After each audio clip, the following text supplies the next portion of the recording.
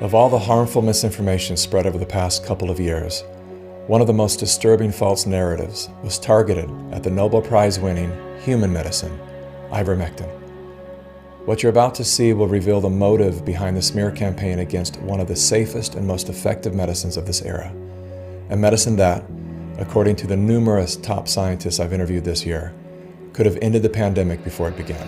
So things are clearly bad, but they're being made even worse by people who have refused to take the vaccine and instead are swallowing horse paste. Horse dewormer. There's no clinical evidence that indicates that this works. It goes beyond that. We actually know that it doesn't work. Ivermectin is ineffective against COVID. But could put you in a coma. It can kill you. It can kill you. Turns out I got COVID.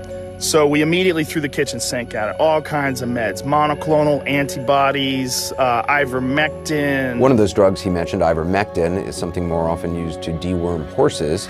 We should talk about that. That bothered you. It should bother you, too. They're lying at your network about people taking human drugs versus drugs for veterinary. Calling it a horse dewormer is not a flattering thing. I get that. It's a lie. They shouldn't have said that. Why did they do that? I don't know. You're the medical guy over there. Ivermectin can be a very effective medication. You are more likely to die from taking Tylenol than ivermectin, yet the FDA calls this a dangerous horse deworming medicine.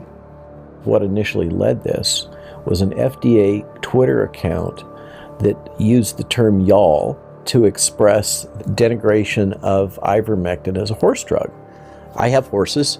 The truth is that the dose that's used for horses by body weight is the same dose that's recommended for humans, but it's formulated and manufactured to a quality standard that's very different. Lots of medicines are used in both animals and humans, so it's not a sufficient argument for somebody to say, it's a horse dewormer. Yesterday, the CDC put out a national advisory on this, warning the whole country against taking this drug, ivermectin, formulated for horses and cows and sheep. With that memo fired to every doctor, then suddenly me and all my early treatment colleagues around the country, we were faced with problems like we'd never had before. I work as an emergency room doctor. And not only an emergency room doctor, I teach advanced trauma life support, a course to other doctors that want to work in the emergency room on how to stabilize patients. We were being told there's nothing you can do. Just wait for Fauci and the FDA to acknowledge a vaccine that they were going to create, and there's no treatment, they said. Why would you want to decrease access to quality life-saving measures for people who are fighting a worldwide pandemic? So it was the first time in history that we ever saw a doctor who could be prosecuted for using a generic, safe, and effective drug for the application that doctor thought was appropriate. My group of five, the core five of us ICU doctors, collectively were some of the most highly published doctors in the history of critical care medicine. Paul Marik is the most published practicing intensivist in the world. As we sit here today, I'm the most published person in my field in history. But when COVID-19 hit, my clinical and academic world was turned upside down. Twitter, in its wisdom, has decided to suspend the account of Dr. Robert Malone.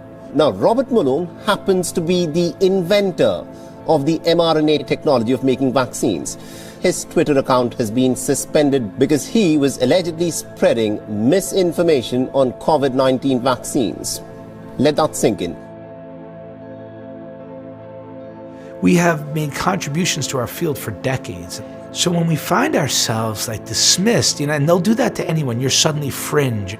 Touted as a miracle prevention and cure by far-right commentators and anti-vaxxers. I'm not, although I've been characterized as a right-wing Proud Boy. This is a bipartisan issue, and the physicians represented here are truly a bipartisan group. Our lives started going sideways professionally.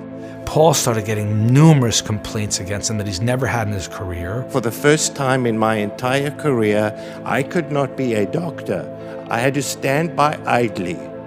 I had to stand by idly watching these people die.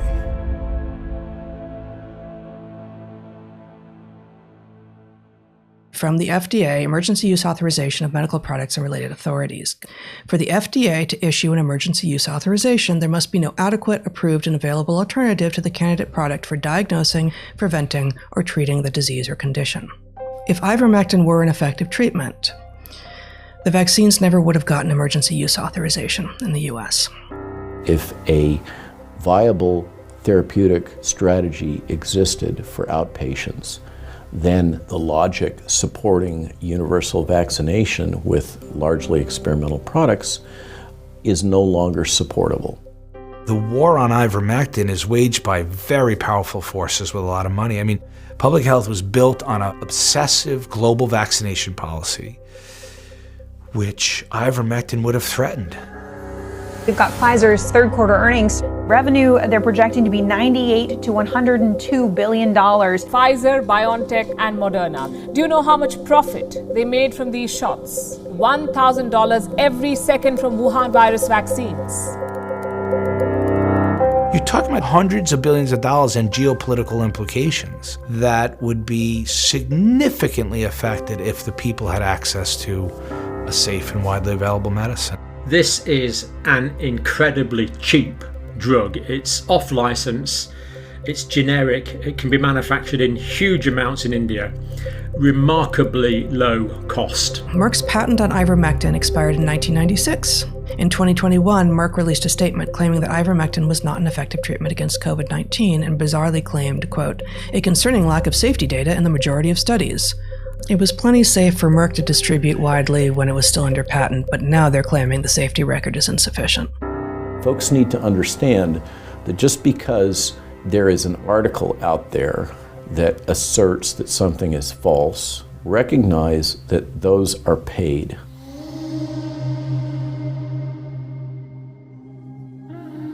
Every major media outlet in the United States shares at least one board member with at least one drug company. Let me put it in perspective for you. These board members wake up, they go to a meeting at Merck or Pfizer, and then they have their driver take them over to a meeting with NBC to decide what kind of programming that network is going to air.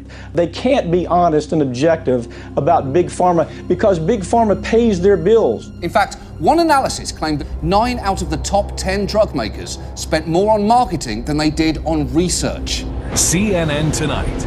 Brought to you by Pfizer. Brought to you by Pfizer. Brought to you by Pfizer. Brought to you by Pfizer. Brought to you by Pfizer. Brought to you by Pfizer. Brought to you by Pfizer. Brought to you by Pfizer. The royal wedding is brought to you by Pfizer. By Pfizer. If asked the question, did you know how much influence your former employer had on big media and so on? I had no idea. It is clear that the pharmaceutical industry has a great deal of sway on what goes on. If you can shape the message, then you can shape the world, and that's what they've done. When was the last time you turned on the news and ever got an update about how the rest of the world is handling COVID? A group of South African doctors has launched an urgent court application.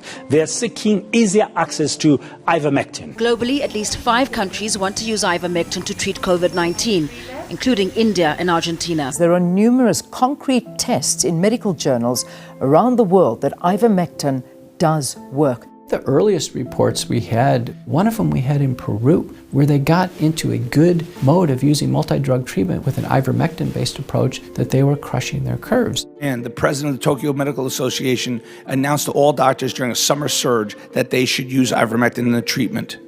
Within weeks, the hospitalization rates reported out of Japan were lower than at any other time in the pandemic. The real proof positive came when COVID-19 really hit hard in Mexico City. They finally, after lots of struggle, came in with an ivermectin-based multi-drug approach and literally cleared out their hospitals. And then we had reports all the way through that various states in India. In India, the government has been widely promoting the use of ivermectin. State leaders have just declared that Uttar Pradesh is now officially COVID-free. A region with nearly as many people as the entire United States is totally COVID-free. The miracle success of Uttar Pradesh, not one mention of ivermectin being used. In the countries that it has been used, in the countries where the studies are The results are not good, they are overwhelming. They are well over 90% success rate. In the United States, it's a horse dewormer, it's horse paste, and only the illiterate, ignorant, and or unvaccinated use it. The key paradox is if you look at the mortality rate in the United States, one of the most highly funded medical care systems in the world. And what we find is the mortality in the United States is among the worst in the world. If you look at these innumerable failed policies, there's only one way to understand them. They are literally written by pharmaceutical companies. They can design trials to fail, to disprove the use of cheap medicines, and they can make things appear that they don't work. I sit as a non-voting member of the active committee for drugs with NIH.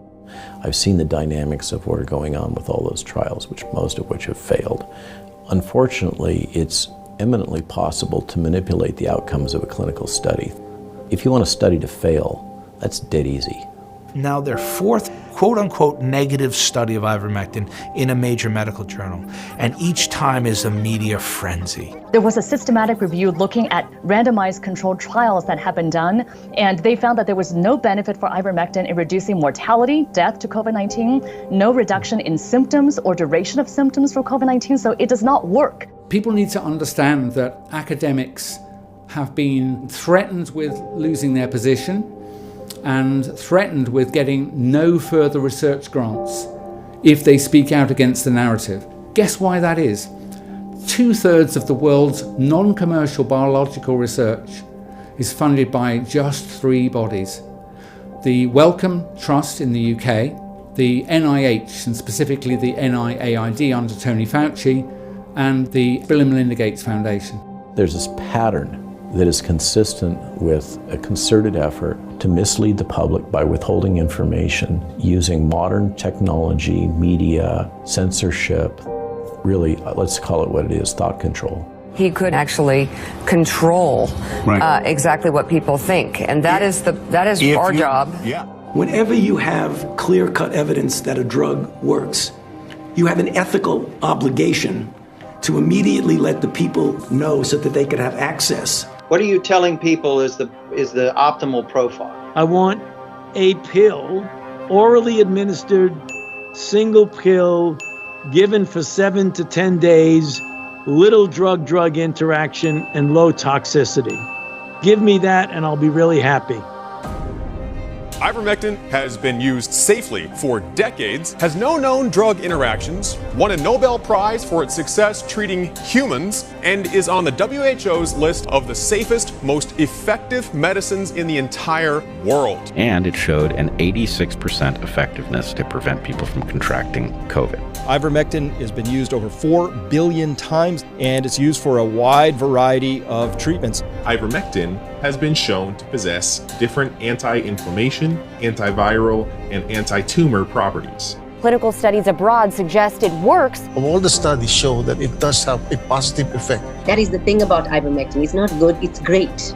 I have never seen an evidence base this large with 81 controlled trials, 10 years of in vitro studies in the lab against a dozen RNA viruses, all showing that ivermectin stops replication. It literally is, in my mind, the single greatest public health achievement in our history of infection control in the world.